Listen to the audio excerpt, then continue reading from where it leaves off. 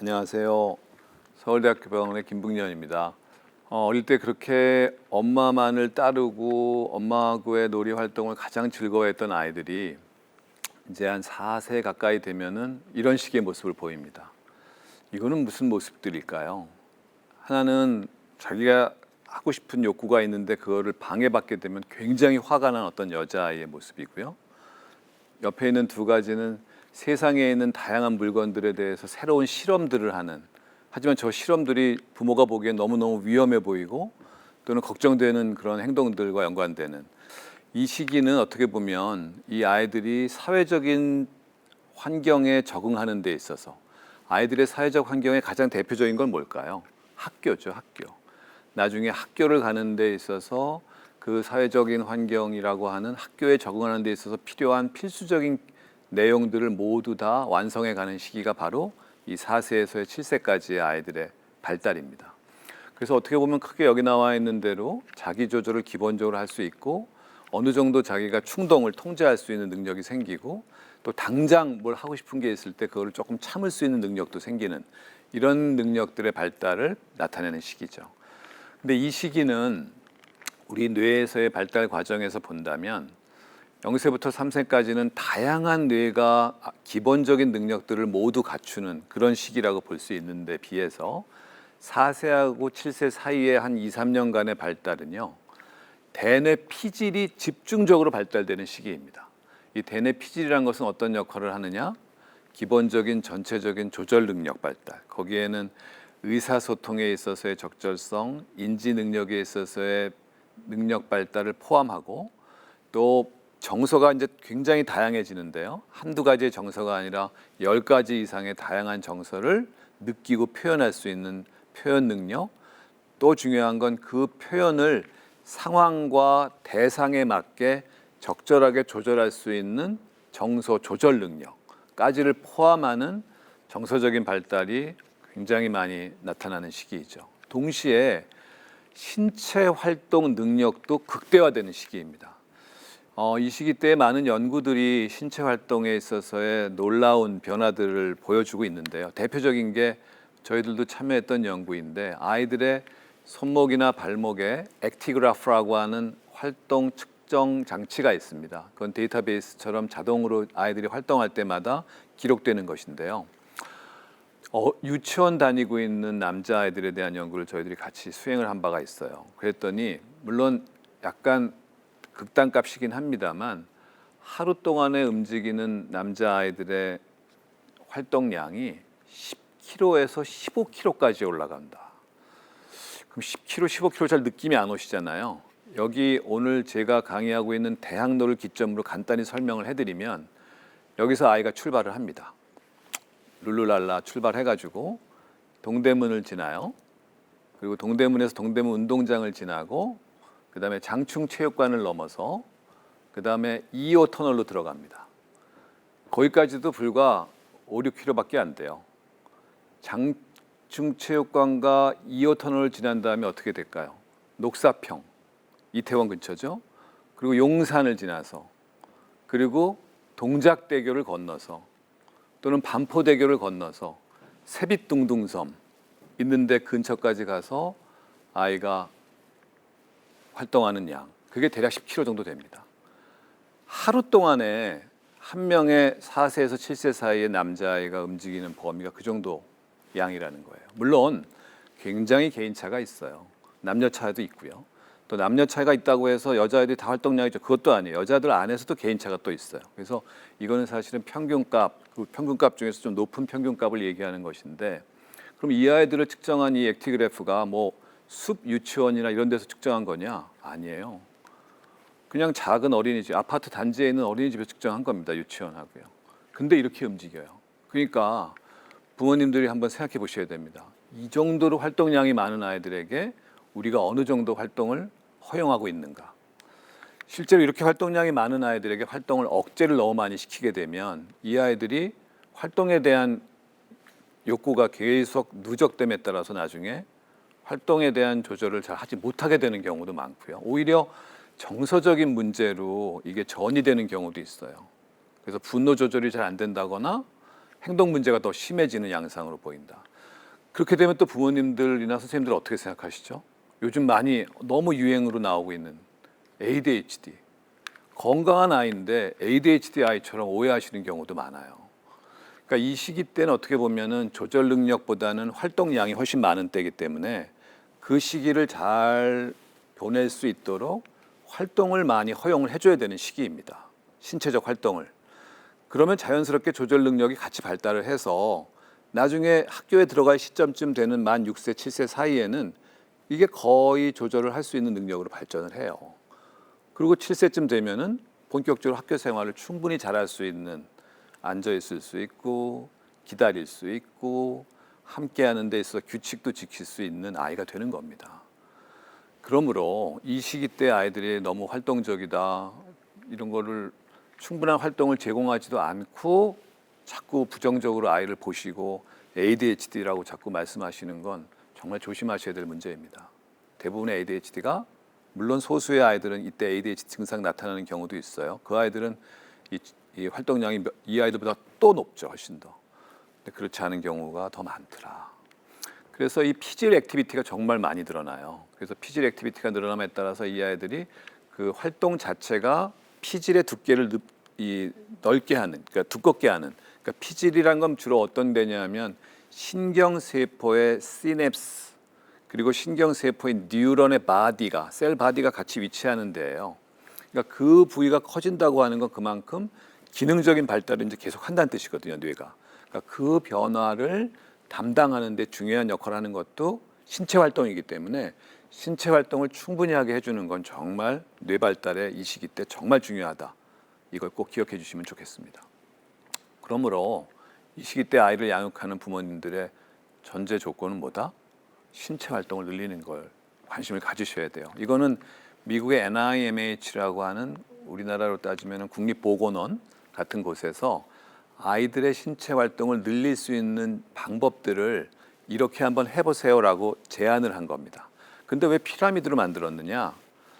밑으로 내려가 있는 아래쪽일수록 더 많이 하게끔 인커리지 하라는 거고요. 위에 가 있는 걸수록 가능하면 줄이라는 겁니다. 맨 위에 있는 게 뭐죠? 여기 나와 있는 거 보십시오. 텔레비전, 스마트폰, 컴퓨터 이런 거 하는 거예요. 이런 활동을 줄여야지만 신체 활동이 늘어난다는 거예요. 당연하죠. 그것도 중요한 부분이에요. 이 4살, 5살, 6살 때 너무 많이 컴퓨터나 게임이나 텔레비나 이런 데 노출을 많이 시키시면 신체 활동이 당연히 줄 수밖에 없어요. 그러면 그 신체 활동 줄어든 건 어떤 역할을 한다? 우리 브레인 디벨롭먼트의 신체적 활동의 수요를 채우지 못하게 되니까 뇌 발달에 부정적인 영향을 줄 가능성이 높아진다는 겁니다. 그럼 대신에 뭘 하냐?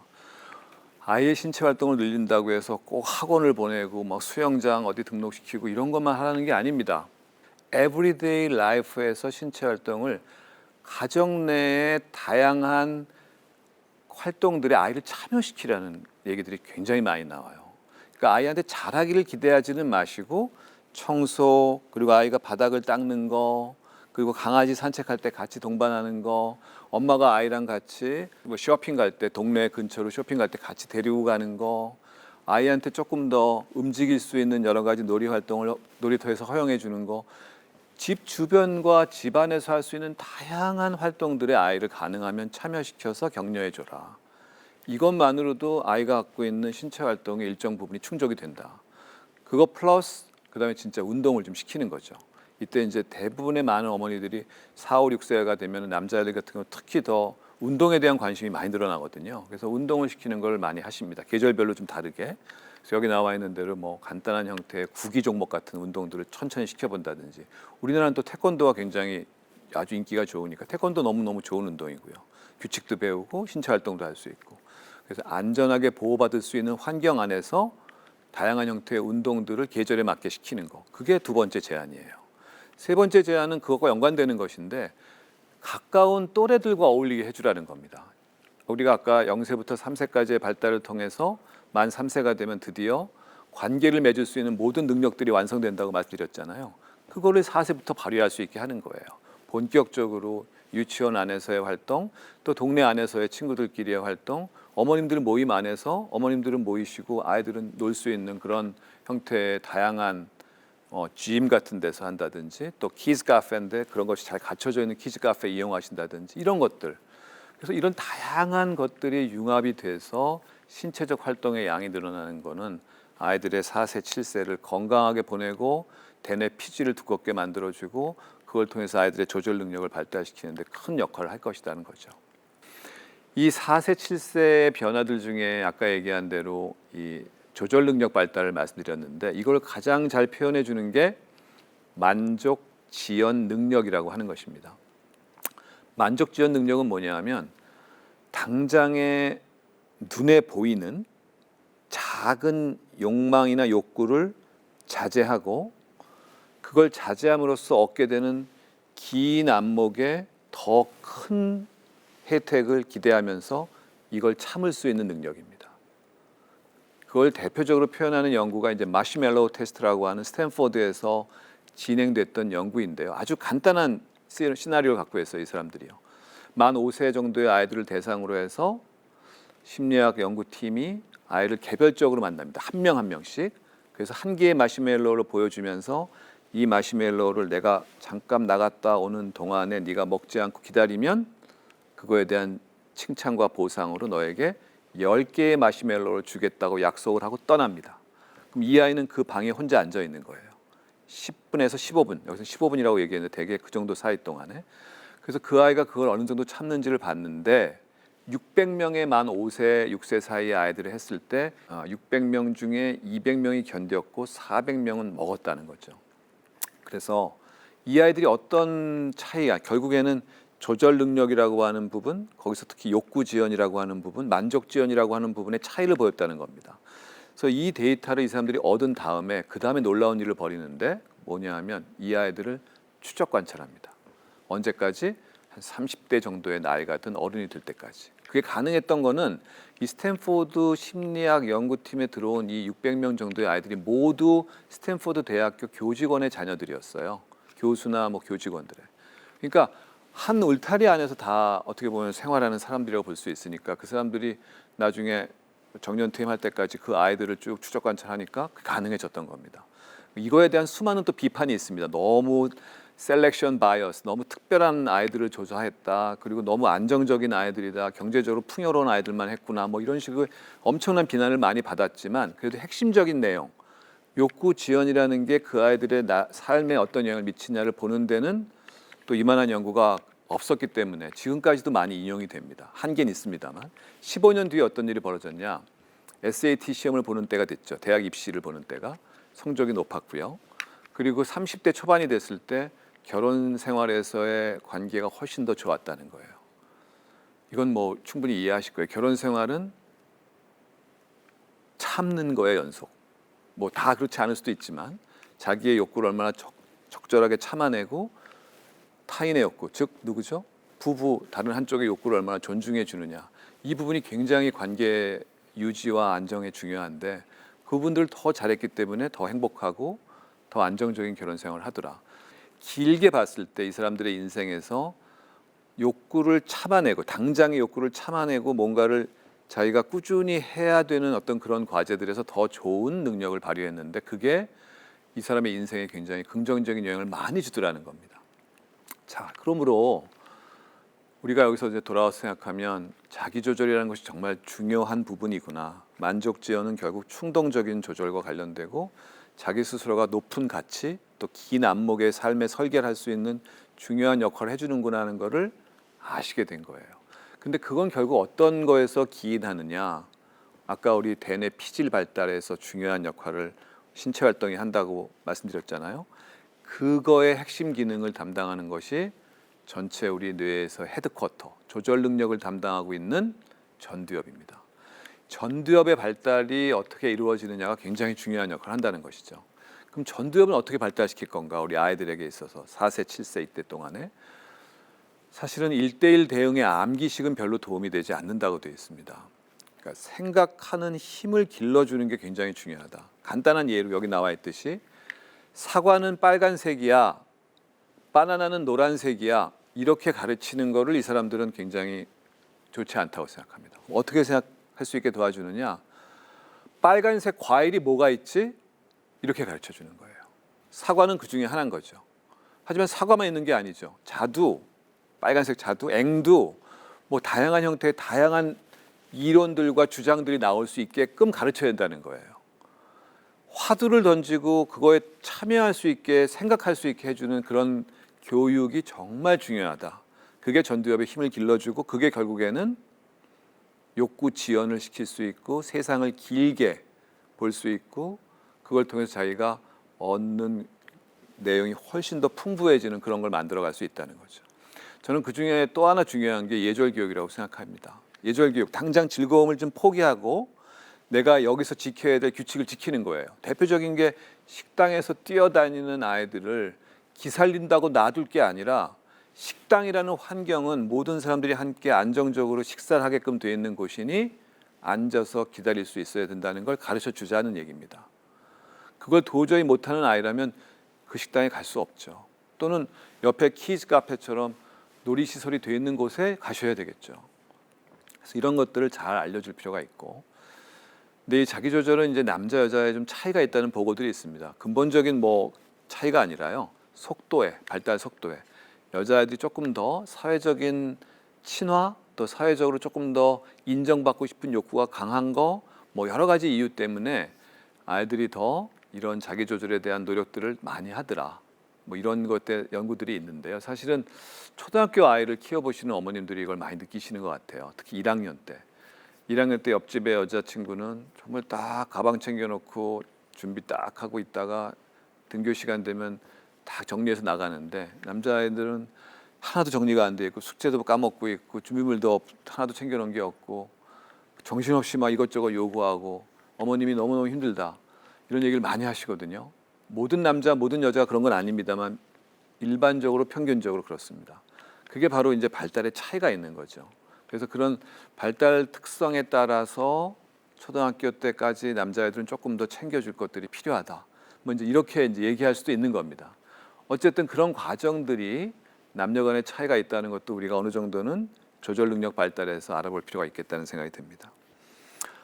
그리고 이제 우리 아이들의 초등학교 시절에 영향을 주는 것 중에 중요한 것 중에 하나, 뭐 학습 능력도 있을 거고 뭐 등등 여러 가지가 있겠습니다만, 저는 첫 번째 중요한 것 중에 하나가 바로 공감 능력이라고 생각을 합니다.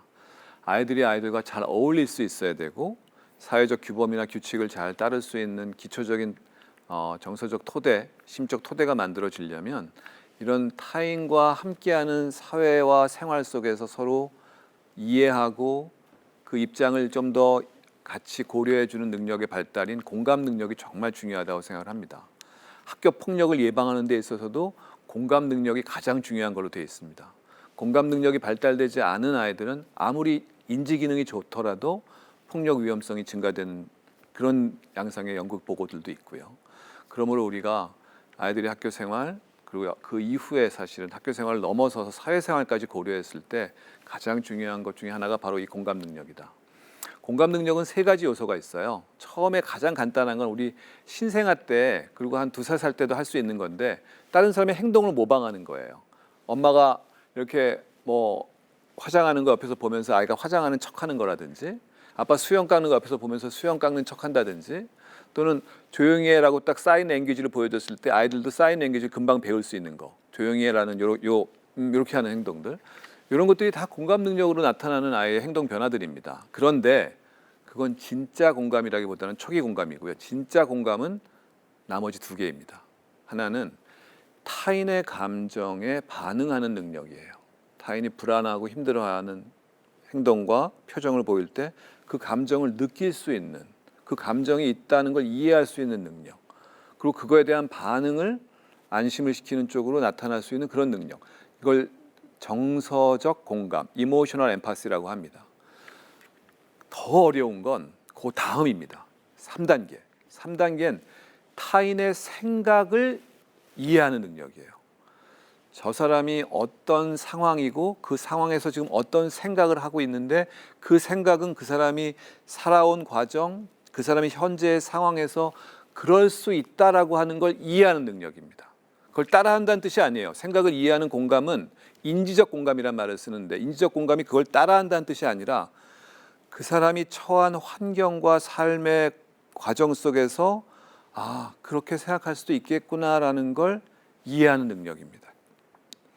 이건 쉽지가 않아요. 쉽지 않습니다. 이 부분은 물론 발달하는 과정은 초등학교 때부터 발달을 본격적으로 합니다만 결국 성숙한 어른이 돼도 인지적 공감 능력을 갖고 있지 못한 사람들은 생각보다 많습니다. 뭐 이런 연구가 제대로 된 연구는 아닙니다만 3분의 1 정도밖에는 진정한 인지적 공감을 갖고 있지 못하다는 주장을 하는 사람들도 있어요. 물론 그런 연구들은 조금 더 확대된 다양한 연구들 과제가 앞으로 남아 있다는 뜻이죠. 그걸 그냥 믿으시면 안 되고요. 어쨌든 우리 아이들의 그런 행동 모방, 행동 공감이라고도 할 수 있겠죠. 그리고 정서 공감, 감정을 이해하고 감정에 반응하는 거, 그리고 인지 공감, 타인의 생각의 입장을 이해하고 그 입장을 어느 정도 이해해주고 그거에 맞게끔 소통할 수 있는 능력을 발달시키는 거. 이 세 가지의 공감이 우리 아이들한테 발달 과정에 필요하고 특히 초등학교 연령대 아이들과의 관계를 맺어가면서 여러 가지 함께 활동할 때 중요한 요소가 된다. 어떻게 도와주느냐, 어떻게 발달시키냐, 뭐 수많은 연구들이 있습니다만 거기에는 문화, 예술, 또 아이들과 함께하는 그룹 액티비티를 많이 하게 하는 것이 중요하다 이런 연구들도 있고요. 아이들에게 좋은 글을 읽게 해서 그 글을 쓴 사람의 입장과 생각과 감정을 이해하게 한다는 것 중요하다는 입장도 있습니다. 그런데 저는 물론 도움이 돼요. 그런 게 제일 중요한 건 부모님이 보여주시는 공감입니다. 아이의 감정을 잘 읽어주는 부모님, 아이가 갖고 있는 생각을 이해하려고 노력하는 부모님이 계시면 그 아이도 그거를 따라한다. 이거는 저는 정말 맞는 것 같아요. 그래서 아이의 공감 능력을 발전시키시려면 부모님의 공감 능력이 같이 발달될 수 있도록 또 부모님도 노력을 하셔야 될 필요가 있습니다. 여기 한 가지만 제가 설문지를 하나 보여드릴게요. 5번 한번 보시면 나는 아이가 선생님한테 혼났다는 이야기를 들으면 하고 그냥 주관식 괄호가 있습니다. 그러니까 어머님이 여기다 쓰셔야 되는 거예요. 뭐 정답이 있는 게 아니라 그냥 쓰시는 겁니다. 본인 생각나는 대로. 그럼 가장 공감적인 부모님은 어떤 답을 쓰셨냐? 뭐 이제 이런 것들에 대한 자료들이 있어서 제가 정리를 해보니까 나는 아이가 선생님한테 혼났다는 이야기를 들으면 다음에 쓰신 내용이 도대체 우리 선생님은 왜 우리 아이한테만 그럴까? 우리 선생님은 우리 아이를 미워하는 건가? 이렇게 쓰시는 경우는 아니고요. 또는 이 녀석이 또 그랬구나. 내가 그럴 줄 알았다. 왜 도대체 우리 애는 이렇게 말썽꾸러기일까? 도 아니고요. 그 아이의 마음을 이해하는 과정으로서의 공감이니까 아이가 선생님한테 혼났다는 이야기를 들으면 아이가 마음 상했을까 봐 걱정된다. 이런 형태의 생각들이 공감적인 거에 좀 더 가까운 기술이라는 겁니다. 물론 이게 정답이 있는 건 아니에요. 그 아이에게 얼마나 부모님이 그 아이의 생각, 입장, 그 아이의 감정, 느낌에 얼마나 포커싱을 하시려고 노력하느냐에 대한, 그리고 그 과정을 얼마나 부모님이 함께 아이와 함께 하시려고 하시냐 하는 것, 그거를 반영하는 거라고 보시면 됩니다. 근데 이런 경험들을 아이와 함께 하면 할수록 아이도 그거를 따라한다는 겁니다. 내가 힘들고 어렵고 괴로웠을 때 엄마는 내 마음을 이해해 주시고 내 감정을 말로 표현할 수 있게 해주시고 말로 표현된 내 감정을 이해하면서 다독다독 해주셨지 라는 그 과정들이 그 아이의 마음속에 정착이 돼서 타인과 관계를 맺을 때, 친구들과 관계를 맺을 때, 그 아이가 나중에 성장해서 여자친구를 사귀게 됐을 때, 여자친구와 관계를 맺었을 때 그런 공감적인 태도들이 더 나오기 쉽게 된다는 얘기죠. 그러므로 부모님께서 연습하시는 게 진짜 필요합니다.